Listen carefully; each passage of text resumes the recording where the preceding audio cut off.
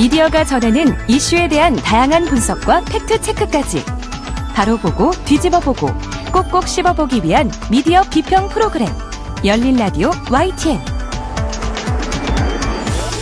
네, 미디어 비평부터 시작합니다. 오늘은 상지대 사회적경제학과 송경재 교수 전화로 연결돼 있습니다. 교수님 안녕하세요. 네, 새해 복 많이 받으십시오. 송경재입니다. 네, 고맙습니다. 새해 복 많이 받으세요. 네. 자, 새해를 맞아서 우리나라 언론의 신뢰도 그리고 영향력 순위가 발표됐던데요. 어떤 변화가 있었습니까? 네, 지난 연말에 한국언론진흥재단의 2022 언론 수용자 조사 결과를 보면요. 영향력 있는 언론사, 매체사 상위 10위가 순위별로 발표됐습니다. 네. 이 중에서 영향력 있다고 생각하는 언론사 상위 10개사 중에서 신문사는 조선일보 한 곳뿐이었습니다. 세부 순위를 살펴보면요. 먼저 영향력 면에서는 KBS가 33.6%, MBC가 15.1%, 네이버가 13.1%, 그리고 YTN이 8.6%, JTBC가 5.5% 등 방송사와 그 인터넷 포털이 대부분을 차지했습니다. 네. 신문사는 조선일보가 2.2%로 8위가 유일하게 이제 포함됐는데요. 영향력과 함께 신뢰도도 조사했는데 신뢰하는 언론사, 매체사 조사에서도 KBS가 28.1%로 가장 높았고요. 다음이 이제 MBC가 16.6%가 2위를 차지했습니다. 네. 그 뒤를 이어서 이제 YTN이 9.6%, 네이버가 9.2%, JTBC가 6.9% 등의 순이었습니다. 역시 신뢰하는 언론사에서도 신문사는 조선일보가 8위, 2.1%가 비슷한 결과를 보였습니다. 네. 전반적으로 종이신문의 그 낮은 영향력이 이번 뉴스 이용률 조사에서 나타났는데요. 우리 국민의 4대 뉴스 이용 매체가 여전히 텔레비전이 76.8%고요. 바로 그 뒤를 바짝 인터넷 포털이 75.1%를 뒤쫓고 있고요. 네. 온라인 동영상 플랫폼이 20%, 그리고 메신저 서비스가 12%로 나타났고, 종이신문은 9.7%로 2년 연속 10% 이하를 기록했다고 밝혔습니다. 과거에는 언론 매체 하면은 신문 방송 이러지 않았습니까?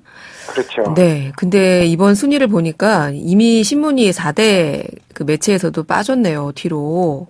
네. 네. 종이신문의 영향력, 신뢰도, 이용률 계속 하락하고 있다는 건데, 이 최근에 젊은 층을 중심으로 해서는 뭐 중장년층도 마찬가지입니다만은 유튜브 뉴스 이용률이 꽤 높잖아요. 이번 조사에 네. 이런 내용들도 좀 담겼습니까? 유튜브는 이번 조사에서 좀 복합적으로 좀 극과 극을 오가는 결과가 나왔습니다. 네. 유튜브는 이제 영향력 있는 언론사, 매체사 조사에선 10위에 올랐습니다. 그런데 신뢰도 조사에선 10위권에 들지 못했거든요. 네. 즉 영향력은 있지만 신뢰할 만한 언론사 매체는 아니라는 인식이 우리 국민들에게 있다는 겁니다. 그런데 이용률 면에서 살펴보면 네. 또 다른 결과가 이제 도출됩니다. 앞서 이번 조사에서 온라인 동영상 플랫폼을 통한 뉴스 이용률이 20.0%로 작년보다도 높아졌는데요. 네. 그런데 이들 대부분이 유튜브를 통해서 뉴스를 이용한다는 응답이 96.8%로 조사된 겁니다. 이를 종합하면은 유튜브를 이용한 뉴스의 경우 영향력은 높지만 신뢰도는 낮고, 그리고 동영상 플랫폼 뉴스 이용률이 높아지면서 이에 비례해서 이용자들이 늘어나는 이런 결과가 나오는 것이죠. 그러니까 유튜브가 이제 전체적으로 동영상 그 플랫폼 중에서 뉴스 이용률의 96.8%니까요. 뭐 거의 대다수가 뉴스 이용은 유튜브다 이렇게 이제 보는 거죠. 하지만 신뢰도는 낮다. 네, 그렇습니다. 그렇군요. 자, 또 한국 언론에 대한 평가 조사도 있었더라고요. 이 결과도 네. 한번 살펴봐 주시죠. 이번 수용자 조사에서는 언론에 대한 전반적인 평가가 좀 있었습니다. 네. 먼저 우리나라 언론 전반에 대한 평가를 보면요. 영향력 있다라는 응답이 3.57점으로 가장 높게 나왔는데요. 다음으로 이제 언론 활동이 자유롭다가 3.47점, 뭐 전문적이다가 3.36점 등에서 이제 긍정적 평가가 나왔는데 이에 비해서 정확하다, 뭐 신뢰할 수 있다, 뭐 이런 거 상당히 낮았는데요. 네. 정확하다가 3.21점, 신뢰할 수 있다가 3.19점, 공정하다가 3.07점, 이게 이제 상대적으로 낮게 나타났습니다. 네. 이와 함께 한국 언론의 가장 큰 문제점에 대해서도 응답자들은 편파적 기사가 22.1%를 지적했고요. 허위 조작 정보, 이제 가짜 뉴스라고 하죠. 네. 이게 이제 19.9%를 꼽았습니다. 한국 언론의 문제점을 그 수용자인 시민들이 정확하게 인식하고 있음을 알 수 있습니다. 네, 이번 조사에서도 보면은 한국 언론의 뭐 고질병이라고 해야 되나요?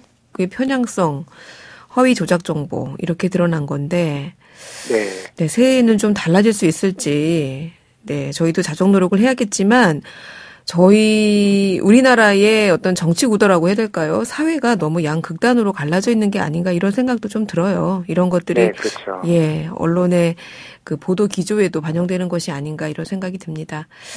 자, 새해가 되면 뭐 개인도 그렇지만요. 기업도 신년 계획 세우고 다짐하잖아요.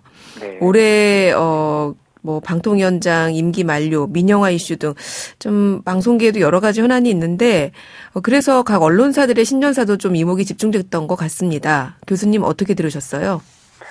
네, 말씀하신 대로 주목을 받고 있는 방송사 세 군데의 사장 신년사를 한번 살펴봤는데요. 각사가 각기 상황에 따른 중심 가치를 제시하고 있습니다. 네.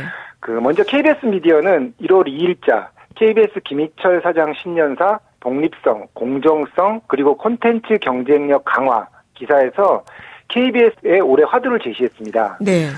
KBS는 공사 창립 50주년을 맞이한 올해 공정성을 강화하고 그리고 콘텐츠 경쟁력을 강화할 것을 화두로 제시했는데요. KBS는 지난해 뉴스, 드라마, 예능, 디지털까지 시청률과 광고 판매에서 좀 경쟁력이 하락했다라고 이렇게 자평했는데요. 그래서 올해의 경영 목표를 공영방송 50년 가장 신뢰받는 KBS를 정했다고 하면서 초불확실성의 시대, 대전환의 시대의 KBS가 공영미디어로서 상업미디어와 차별화된 역할을 구현하겠다. 그리고 한정된 재원안에서 효율적인 공적 책무를 수행할 거라고 천명했습니다. MBC의 신년사도 발표됐는데요. 미디어오늘 1월 2일자 박성재 MBC 사장 시청자 믿고 간다면 어떤 위협에도 버틸 수 있어. 기사에서 2022년 MBC 월드컵 중계방송의 성과 그리고 한국갤럽의 한국인이 가장 즐겨보는 뉴스 채널은 MBC라는 조사 결과를 제시하고 미래에 대한 전망을 제시했습니다. 시청자들의 신뢰를 바탕으로 MBC가 올해 제시할 첫 번째 의제가 인구 절벽과 지방소멸, 그로 인한 공동체 위기 극복이라고 제시했는데요. 네. 이 의제를 콘텐츠로 만들어서 뉴스, 시사 프로그램, 다큐멘터리, 토론 등 전사적인 저널리즘 역량을 동원하겠다라고 방향을 제시했습니다. 그렇지만 역시 MBC는 올해 2월에 현 박성재 사장 임기가 종료됨에 따라서 새로운 경영 거버넌스가 구성될 것입니다. 연임이냐 아니면 새로운 경영진 선임이냐를 두고 MBC에 대한 관심이 높아질 것 같습니다. 네. 안 그래도 공영방송 지배구조 개선을 두고 이미 야당 주도로 개정안이 발의된 상태인데 말씀 들어보니까 KBS는 공영성을 굉장히 강조하는 신년사를 했네요. 그러면서 네, KBS의 공영방송 KBS의 공적 책무에 대한 강조를 했던 것 같고 MBC 같은 경우에는 시청자만 믿고 가겠다. 이 내용이 좀 눈에 띄는데 교수님은 어떻게 보셨나요? MBC 같은 경우 앞서 말씀드렸듯이 이제 경영 거버넌스 사장 선임이 네. 올해 2월 달에 있는데 그렇죠. 아주 복잡한 상황입니다. 정부 여당 그리고 야당 그리고 이제 7월까지 임기가 남아있는 방통위원장의 네. 역학관계에 따라서 사장 선임이 참 무난히 치러질 수 있을까 이런 우려도 있는데 그래서 사실상 MBC 사장 선임이 조용히 끝나기는 어려운 상황인 것 같습니다. 아무래도 그 원인은 MBC를 둘러싼 과도한 정치적인 외압 그리고 이에 따른 갈등이 예상이 되는데 여기서 이제 시청자만 믿고 가겠다. 즉 시청자 중심주의라고 표방한 점은 기존의 이제 MBC 사장 선임에서 이제 시청자 참여라든가 시청자 중심의 어떤 보도에 대해서 좀 다양한 해석이 좀 가능할 것 같습니다. 네.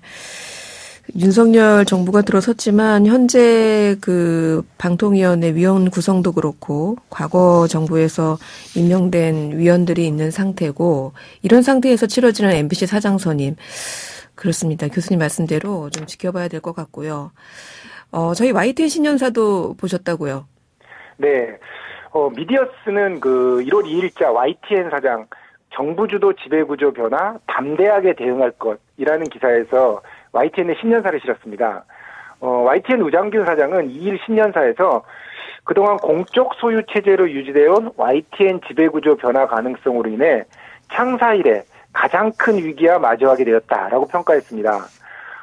작년 연말에 21.43%의 최대 주주인 한전 KDN과 9.52%의 4대 주주 한국마사회가 YTN 지분 매각 방침을 결정한 상황입니다. 이에 우정균 사장은 정부가 주도하는 YTN 지배구조 변화 과정이 지금껏 쌓아온 그 YTN의 공공성을 해치거나 구성원의 이익이 침해되는 결과로 귀결되지 않도록 좌고우면하지 않고 담대하게 대응하겠다고 밝히는 등 그 대응책을 제시했습니다. 네, YTN의 경우에 작년에 공기업 지분 매각 방침이 확정이 되면서 민영화가 급물살을 타고 있는데요.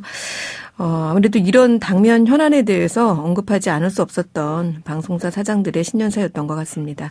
그렇습니다. 네, 자 이번에는 신문사로 한번 옮겨가 볼게요. 신문사는 신년사를 통해서 올해 그 언론계 화두를 좀 제시했다면서요?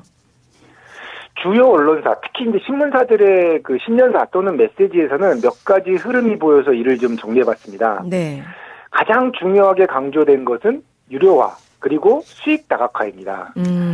우선 유료화는 언론의 콘텐츠의 질적인 가치 평가와 디지털로 변화하는 시대적 흐름에 따른 언론사의 대응이라고 할 수 있는데요. 네. 가장 빠른 움직임은 이제 중앙일보인데요. 먼저 중앙일보는 2021년 8월부터 80만 명 로그인 독자를 모아서 본격 유료화 서비스를 시작한 바가 있는데요. 네. 2023년 신년사에서는 구체적인 방향까지 제시했습니다. 중앙일보는 먼저 신문사가 장기 불황에 생존할 수 있는 지속 가능한 비즈니스 모델을 구축하기 위해서 2022년 출범한 프리미엄 뉴스 구독 서비스인 더 중앙 플러스를 고도화할 수 있는 상품 개발, 기술 인프라, 마케팅 역량을 업그레이드하는 것을 제시했습니다. 네. 조선일보 역시 2021년부터 앱 독자를 모집하고 있는데요.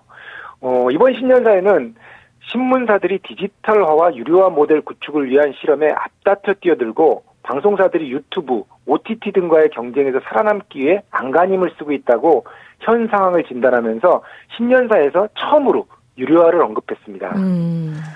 한겨레도 2021년부터 이제 후원 회원제인 서포터스 벗을 도입하고 구독 모델을 본격화하고 있습니다. 특히 이번 신년사에서 한겨레형 구독 모델 구축이 최소한 5년, 길게는 10년